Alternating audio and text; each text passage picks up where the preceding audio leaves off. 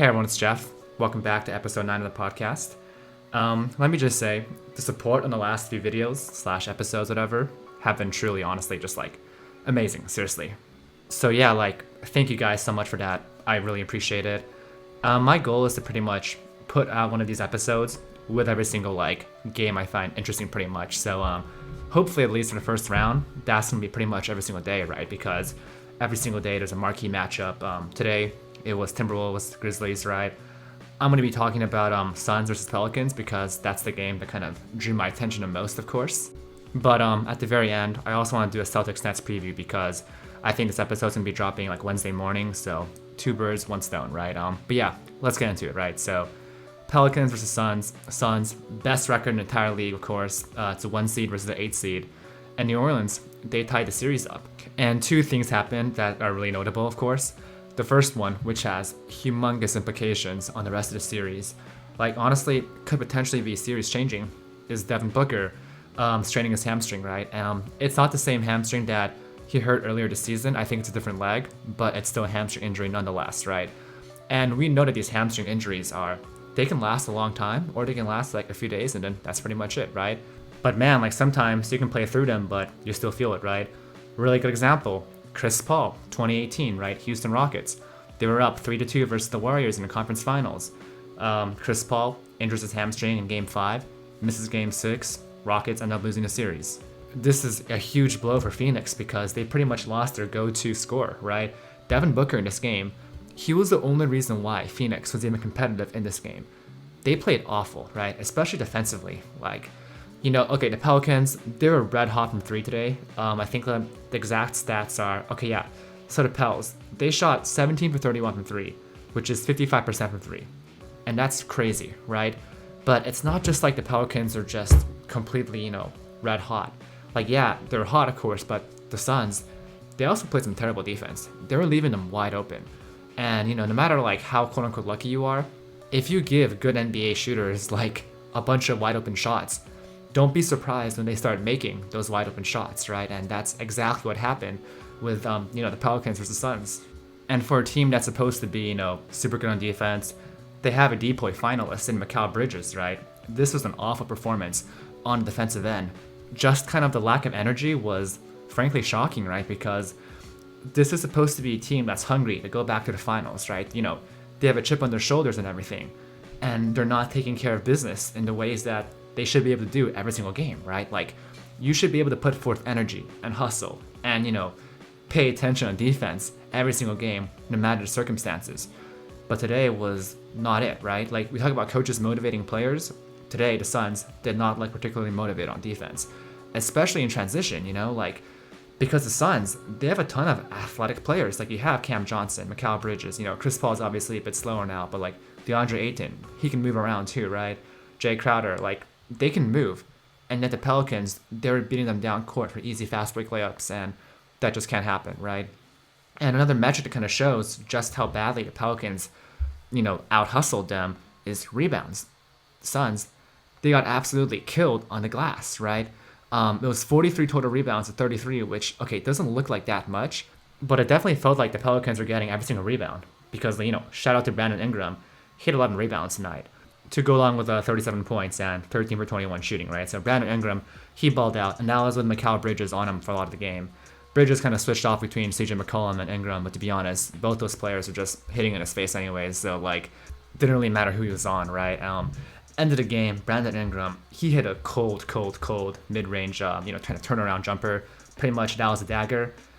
Yeah, man, that was incredible. This was an awesome performance from Brandon Ingram. I cannot give him, I can't overstate his performance for today's game because he was elite today. And of course, if he keeps playing like this, then hell, the Pelicans definitely have a chance of, upsetting the Suns, especially Devin Booker is going to be injured, right?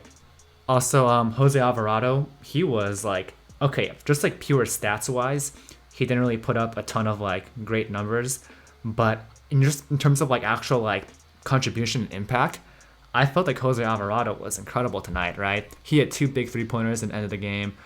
Defensively, had some really good stops as well. I think that Alvarado was definitely kind of replacing Devontae Graham in that starting lineup, just an overall with minutes. Also, Trey Murphy, he was huge in the play-in game. tonight also hit some big shots, right? 3 for 5 from 3. And especially towards the fourth quarter with that game tight, he came in there, knocked down a big shot, right?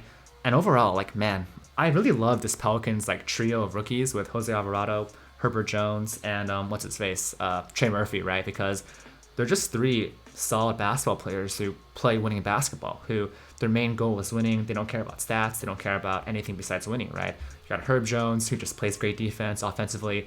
Also had a great game tonight, 14 points, right? He contributed. So yeah, like definitely Pelicans, they played amazing. They totally earned this win. But moving on from them though, going on to the Suns, Jay Crowder, first and foremost, was god-awful tonight.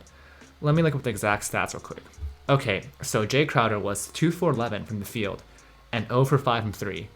And in the fourth quarter, they were leaving him open, and those shots that could have like changed the momentum of the game when the Pelicans were going on a run, and if Jay Crowder just hit one of those wide open threes, it could have completely stemmed the flow of that, right? But he missed. And yeah, that sucked. So he was not good. And we know Jay Crowder is really streaky, but you know, tonight he was cold and it really hurt the Suns, right? Because everyone else on the team wasn't exactly doing particularly well. Chris Paul was ice cold tonight. You can blame also, Scott Foster. The Suns are, Chris Paul is 0-14 versus Scott Foster in his career when Scott Foster is reffing games, not versus Scott Foster, jeez, sorry. But yeah, you know, Scott Foster had nothing to do with the Suns losing tonight. You know, Scott Foster didn't make Chris Paul shoot 5 for 16. Scott Foster wasn't, you know, making the Suns give up a bunch of wide open threes every single possession, right? So yeah, totally funny stat, I get it, but I just want to point out that the refs, nothing to do with the outcome of this game, and I'm pretty sure every single Suns fan would tell you the same thing, although it is a pretty funny coincidence, right?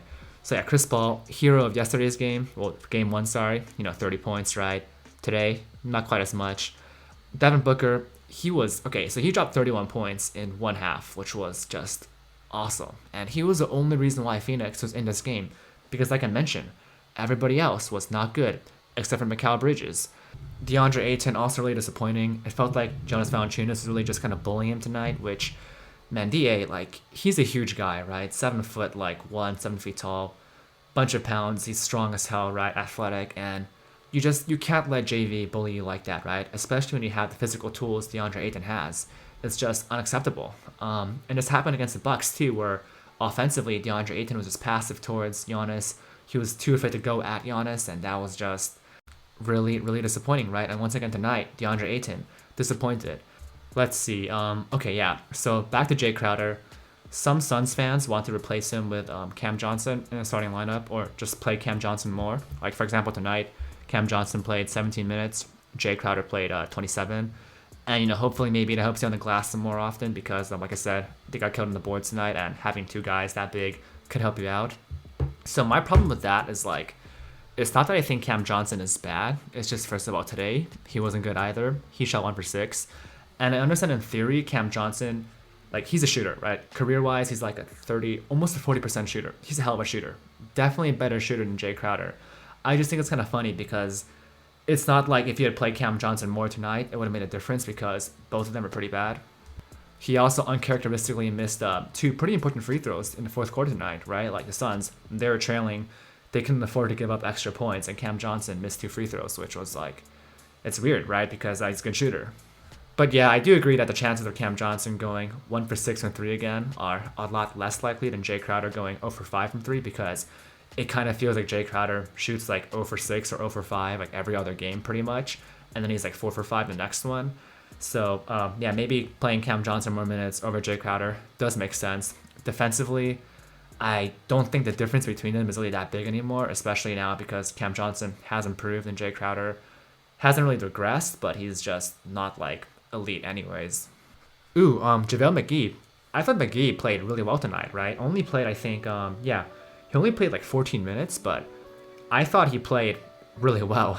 Especially just energy he brought was pretty invigorating. Like he had a huge dunk in the game second half, which was momentum shifting, and to be honest, he kind of looked better than DeAndre Ayton for a lot of the game. And all of a sudden, with the series heading back to New Orleans, right, the Pelicans, they now have the talent advantage, right? They have CJ, Brandon Ingram, Jonas Valanciunas. Offensively, that's better than CP3, Mikal Bridges, and DeAndre Ayton, and Cam Johnson, whatever, without Devin Booker. right? So they might go up 2-1. And if Devin Booker sits another game, game 4, it could be a 3-1 series, right? I think there's still a really good chance the Suns can definitely still take game 3 and game 4, even without Booker, because defensively, they're still going to be great in theory, right? Offensively, if Chris Paul puts together a performance like he did in game 1, then yeah, they can still definitely match the Pelicans. But man, like if I'm the Pelicans, I recognize this is my chance, right? If you're New Orleans, you can't afford to lose game 3 if Devin Booker's sitting, because you need every single advantage you can get against the number 1 seed in the entire NBA, right? So if they end up splitting the series like 2-2 without Booker, missing game 3 and 4, and Booker comes back for game 5, then yeah, I think the Suns probably still win in the end, because with Booker and everyone else just not playing terribly, they probably still are a better basketball team. But it's, it's a question mark, and all of a sudden the Suns, they're in trouble. And if you're the Pelicans, you have to, put your foot on their throats, stomp on the gas, so like, it's time to go. They can't afford to lose any of the games that Devin Booker is not playing. Moving on though, let's do a quick Celtics Nets preview. So this is a series that I'm the most invested in because, one, Jaylen Brown, my current favorite player in the NBA, is with the Boston Celtics. And two, just the storyline behind this is incredible, right? Kyrie Irving used to play for Boston, he left them, and there's just so much hate and vitriol the Celtics fans show for Kyrie Irving. So many examples of that, right? And it's just compelling story-wise. This is amazing. And I just, man, it's funny because like, this is pretty much like the opposite seed matchup of last year, right? Like I'm pretty sure last year Boston was a 7 seed and the Nets are a 2 seed, right? So, the tables have turned here. And obviously one key to Boston beating the Nets last time was their really physical defense they played on Kevin Durant, right? Seriously, they were like all over him. And it's kind of debatable if it was a foul or not. Like in the regular season, they probably get caught in a couple more fouls than they were against the Nets, right? Because it's the playoffs, the game is just more physical. And I think KD was just, like, it's partly the defense and partly just Kevin Durant being cold. I don't think anybody expects KD to shoot that poorly again in game 2 or game 3 or game 4, right? Like, it's probably not going to happen again. But also, still, credit to Boston's defense because they played a role in that. They did not allow Kevin Durant to get the ball in the spots he wanted to, and it really threw him off his game, right? And I think moving forward, the Nets, they need to find more ways to just make it easier for KD to, get some open shots and just screens, right? Really simple stuff. So he's not just getting the ball in the wing and all of a sudden he's surrounded, right? Just a really simple kind of like ram screen, top the key, just so KD can kind of attack off the catch against a closeout rather than just Kevin Durant receiving the ball with a defender already like set in position, right? Just make things, give him a little bit more of an advantage than he used to be. And obviously, of course, the rest of the Nets, they have to play better. Bruce Brown, after talking, trash against Daniel Tyson, Al Horford, he was awful in game 1. I think the Nets are really missing Joe Harris as a shooter, right? Like, I know, obviously, against the Bucks, he kind of sold, but just having a guy who can consistently knock down open shots like that is really important.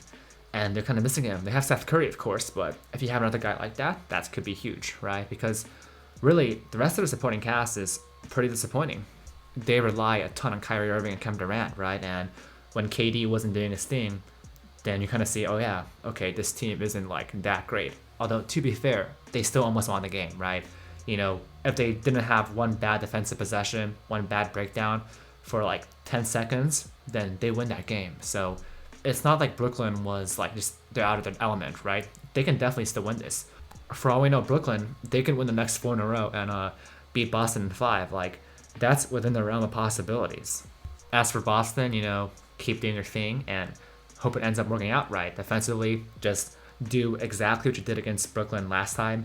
I don't think Boston could have played a better defensive game. Like, they were very solid offensively. Tatum, keep getting to the rim. Jaylen Brown was really inconsistent in game 1. I think that, people point to Kevin Durant having an awful game. Jaylen Brown was pretty bad for like most of game 1, right? But he did kind of save his performance at the end with the broken nose, right? So, and by the way, I really hate the kind of what if game in the playoffs, right? Because like, oh, if this person had just done this, then like this series or this game would have been over. But yeah, they didn't though, right? And a lot of times it's not just a coincidence that something happened. It's because something was specifically game planned for or schemed for, right? So like Kevin Durant, he wasn't just bad because he just missed a bunch of shots he usually made. Like, no, Boston made him work really hard, right? To be honest, though, I don't really know what else to say because, like, I'm just really excited to watch the series, and I really hope it goes the full 7 because it would be awful if Boston just won the next 4 in a row or Brooklyn just won the next 4 in a row, right? Like that would kind of suck. I want this to go the entire length of the road. I want triple overtime, Game 7. Kevin Durant hitting a buzzer beating step back 3 to win the series, right? Something like that would be incredible. Yeah, though. Hope you enjoyed the episode, and I'll see you for the next one.